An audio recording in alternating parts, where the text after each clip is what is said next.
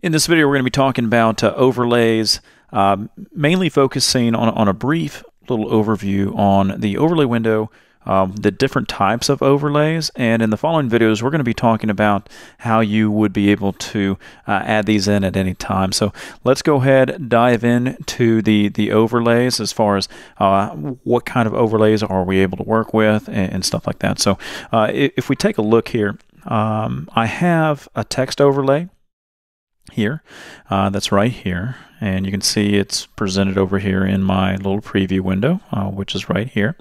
And I also have a countdown overlay, so there's a countdown overlay. There's also image overlays, and that can be seen right here. Imagine a logo placed somewhere on your preview screen here. And then the last kind of overlay that we have is comments that come in from your live stream from Facebook and everything. So you are able to present those inside of Ecamm Live. Okay. Now the overlays window that you see right here in the bottom left, let's go ahead and talk about the eyeball first, and that allows us to simply show and hide the various overlays. Okay. Now you will notice that these overlays are in a certain order. It's almost like a layered cake. So on the very bottom we have the comment here by Lori, and at the very top we have this image here. Okay, so what that means is if this is a layered cake and I have this logo here, it's on top of her face right here, which means I can't see what's underneath it. Okay, same thing with the text. This is the very top part of the layer cake.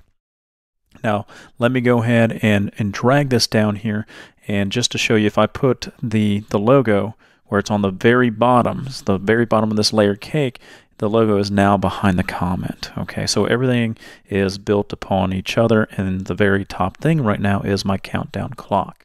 Okay, so that becomes very important. Now let's talk a little bit about what the show in all scenes is compared to the show in current scene.